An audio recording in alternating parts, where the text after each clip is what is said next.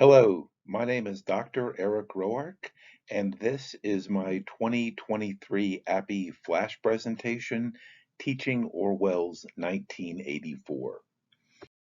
And the way I'd like to start this presentation is just by giving some general thoughts, really answering the question of why use 1984 within your class, right? What's the cash value, so to speak, of using this text within your class?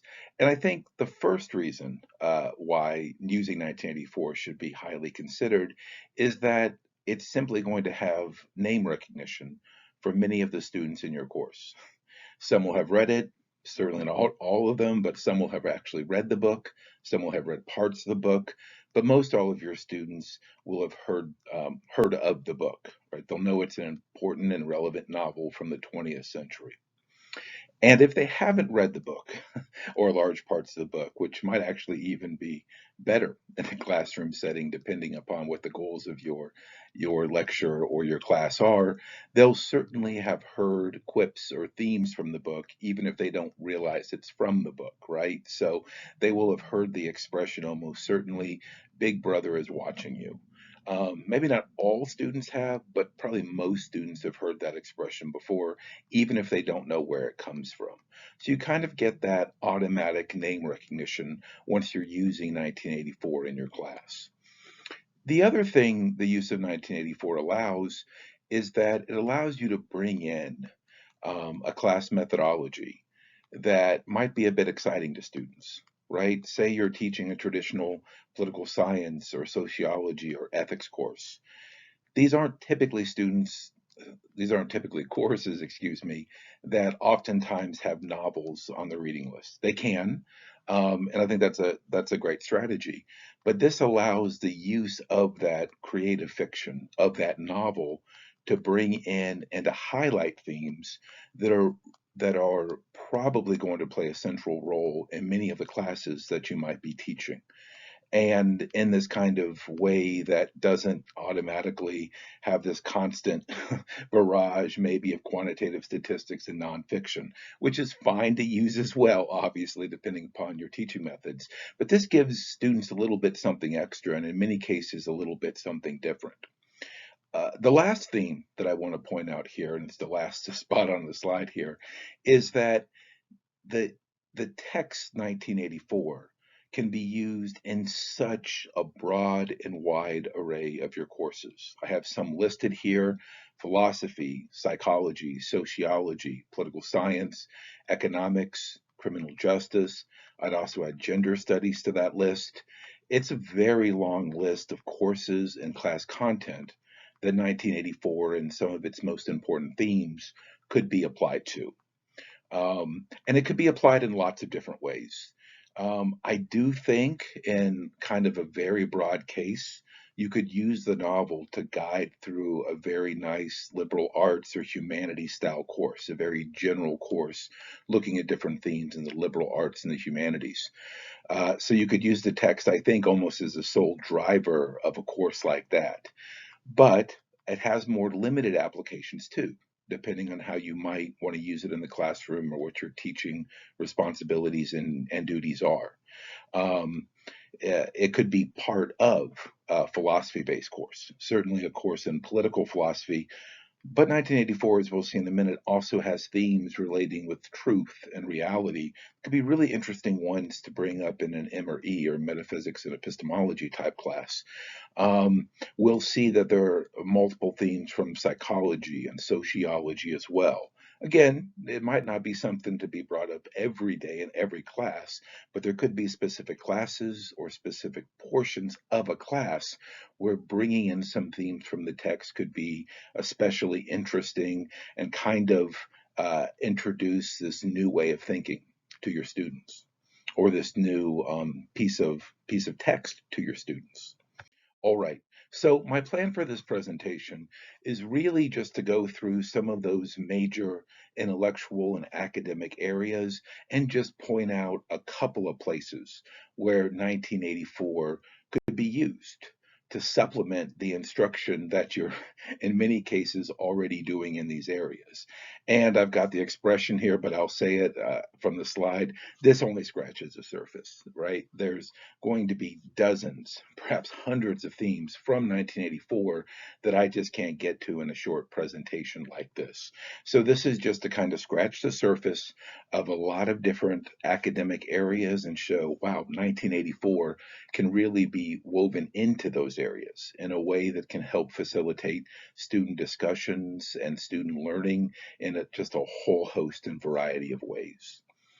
So I want to start with some of the philosophical themes. I'm a philosopher by trade in many ways, so these are the ones that pop out to me. If there's an economist listening to this, or if there's a political scientist listening to this, of course that theme might have come first in their presentation of the material. Um, but I want to look at those philosophical themes first. They won't be the only focus of this talk, but they'll be kind of my starting point at least. And one of the biggest themes throughout 1984 that can be woven in with themes that are already in a lot of classes within political philosophy or social theory is totalitarianism. Right, this is right from the get-go of the novel. You know it's a dystopia. You don't have, it's not a page turning. Well, it's a page turner, but it's not a page turning. When do we get to the dystopic part? Right, it's right there from the beginning. The world is described in these drab, dreary ways, and the world is one ruled by the party. The party is this totalitarian state that controls virtually all life within 1984. It controls pretty much every element of important aspects of any person's life. And that theme is there. It's apparent. It's apparent early on. And just a way to relate that with other literature that you might be familiar with or that you might want your students reading and taking a look at there, it makes me think about themes from Hannah Arendt's ideas about the banality of evil. And this has a really nice tie-in with 1984 because Orwell, he models 1984 on Stalinist Russia and on Nazi Germany. And when Arendt is writing about the banality of evil, she's doing it from the perspective of someone who's observed the trial in Israel of Adolf Eichmann.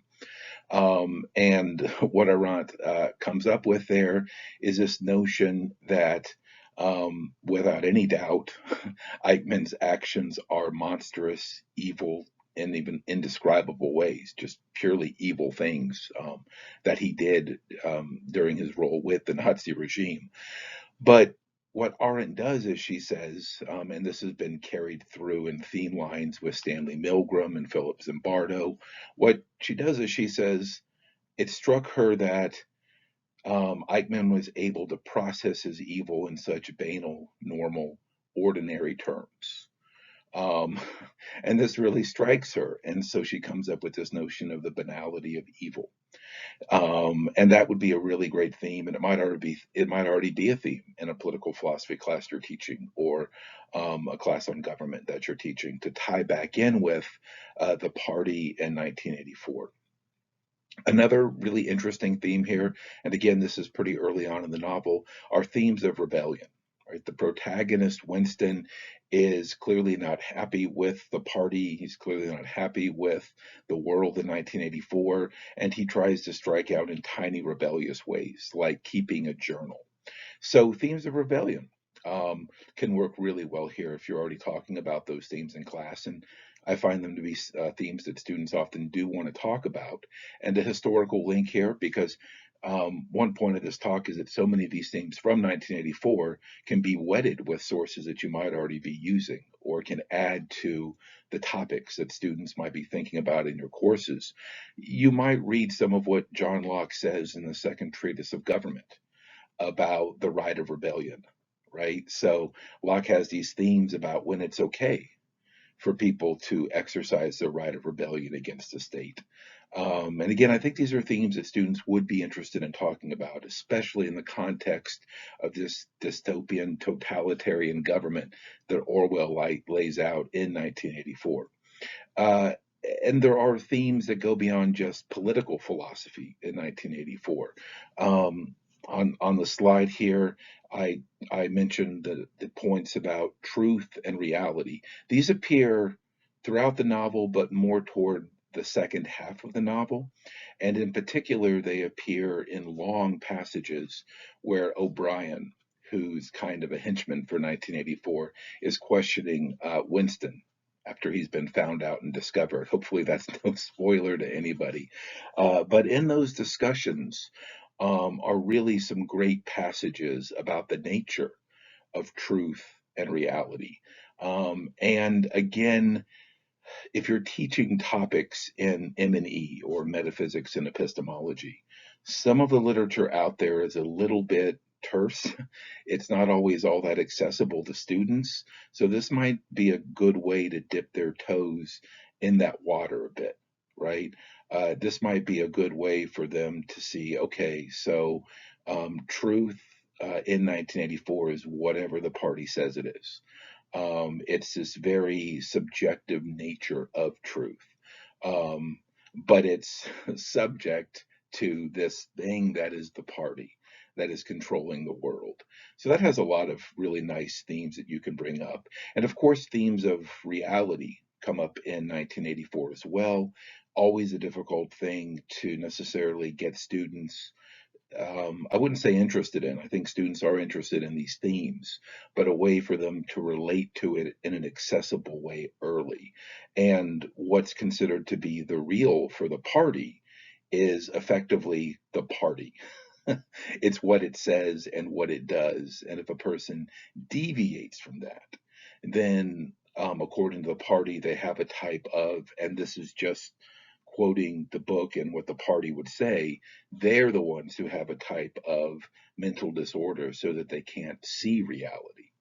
Um, Obviously, right, as you read this book, you're like, wow, the party is really totalitarian and clearly not okay here. But it's a really good way to introduce students to themes about truth and reality. All right. I also want to bring in some of the psychological themes here. And these are patently psychological themes. So, one theme that I found students have a lot to say about is the level of just general or mass psychological manipulation within Oceania, which is the country that the party rules over within 1984, right? So, how are they able to maintain their power? Well, a lot of iron handed fear tactics, but also a lot of psychological manipulation of the people. And they do this in a couple of different ways that clearly relate with themes you might be talking about or teaching within a psychology class. The first is they do this with a method that Orwell describes as doublethink. It's one of the enduring messages or themes of 1984 generally. And doublethink is a type of psychological position that a person can place themselves under when they're essentially able to embrace both sides of a contradiction and hold both to be true.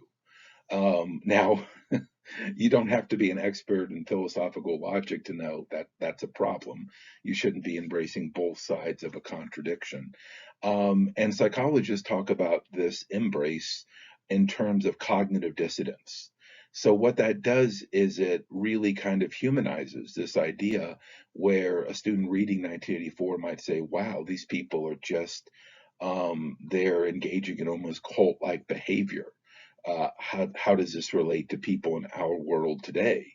And the answer is that what Orwell is describing with doublethink and that tactic of the party is he's describing what psychologists call cognitive dissonance. So a really nice activity here could be to have your students um, really think about times where, in a general political or social sense, they see cognitive dissonance occurring.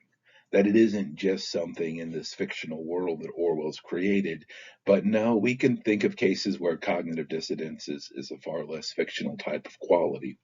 And then, of course, you can get interesting discussions around the three pillars of the state, three mottos or slogans that they have relating to this that everybody seems to kind of accept, even though they seem on the face of them um, difficult things to accept, to say the least.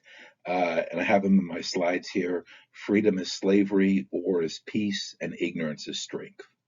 Right? Like, those don't sound right. But through doublethink, the party has people believing these things.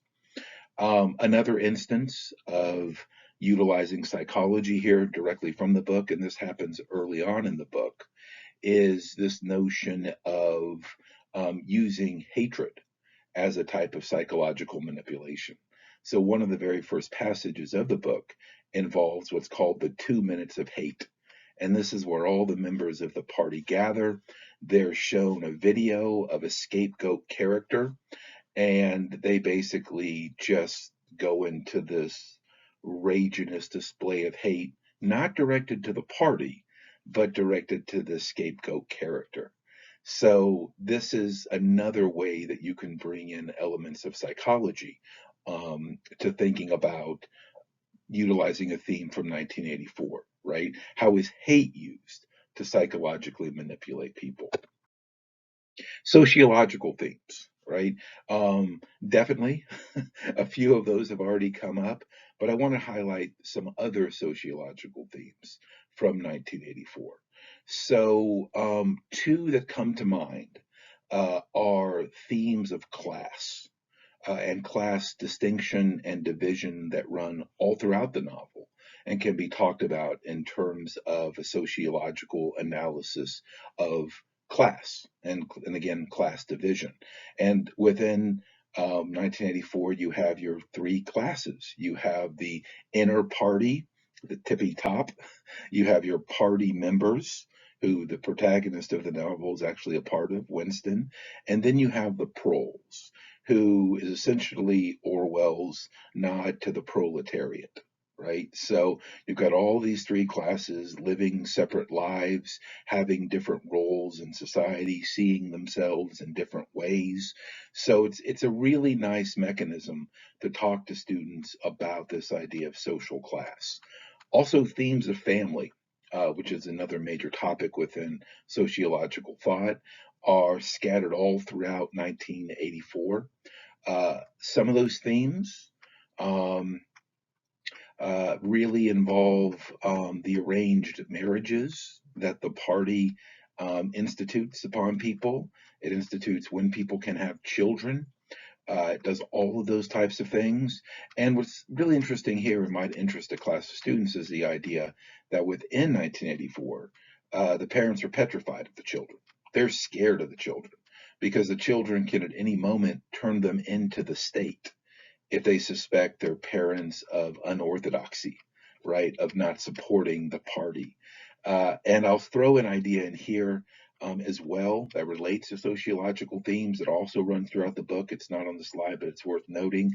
Themes of gender also come up a great deal in the novel, especially in the story of love interest between Winston and Julia. So if you're looking for gender-based themes or themes in a gender studies related type of course, you'll find those all over 1984 as well.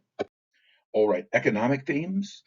These don't play a substantial role in the novel, but they do play some roles. I think they're worth highlighting, they're worth talking about. They can be brought up in a number of different contexts. The folks in Oceania are always, they're always looking for the next thing. They never seem to have enough. And they're always thinking about government propaganda about when the new rations will come in. And that does give a decent opportunity to talk with your students about differences within broad economic approaches, right? Approaches that favor more governmental type of intervention and action, approaches that think that that should never be done, and approaches that are more mixed. And just to throw out a hint for possible class discussion, you could think about and look at the idea of price. How is a price actually set for something? We're so used to prices just oftentimes being stuck on a good or stuck on an internet ad that we don't think, how does price get determined? And here you could look at the thoughts of the Australian economist Hayek, who argued that one of the massive benefits of a more market-based economy is that it has the potential to set prices using a supply and demand model. That doesn't mean that other economic systems shouldn't be considered, or that that the free market system is obviously a better thing. That's open for discussion and debate. But how do you set price if you don't do that? A good theme to talk with your classes about. Criminal justice themes. This will be the last big theme for the presentation today. So, criminal justice based themes. There's a lot of these throughout the book.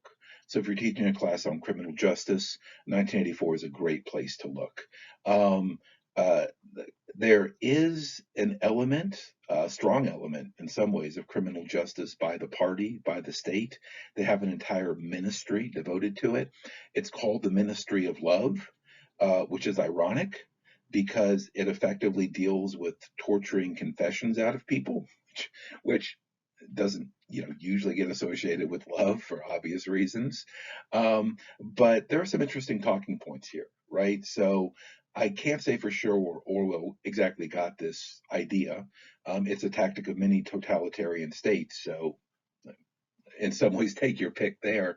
But in historical Britain, before the American Revolution, there was something called the Star Chamber, and this is exactly what the Star Chamber did. Confessions were important in court, and so they were arrived at oftentimes by just straight up torture. Okay, so that's interesting historically, but it also helps explain for students thinking about law, criminal justice, American history. It also explains why we have the Fifth Amendment in the United States against self incrimination. The folks who wrote the Constitution were so scared of something like the Star Chamber happening in America that that's the impetus for the Fifth Amendment, right? You can't incriminate yourself. You can't be forced to engage in self incrimination. That's the historical roots of why that specific amendment exists. And one last theme here. And this last theme is that in Oceania, there are no laws. There are no laws, right? And that's kind of interesting for students to think about, right? This horrible totalitarian government, which is set up from the beginning of the novel to be an object of our scorn, it doesn't have any laws. And one reason why that's an interesting theme to bring up with students is because it's easy to see how laws are often thought of as restrictions on the people. But the other way to think about law, in addition to that, is that they're also restrictions on governments. So, in a weird way, we would actually expect a completely totalitarian government to have no laws. Another good theme I think students would be interested in. All right, that'll wrap up my presentation. I really appreciate you watching. If you want to get in contact with me to talk about this, the related ideas here today, the best way is just my personal email, and that's at roark.eric@gmail.com. All right, thanks everybody. I hope you have a great rest of your conference. Bye.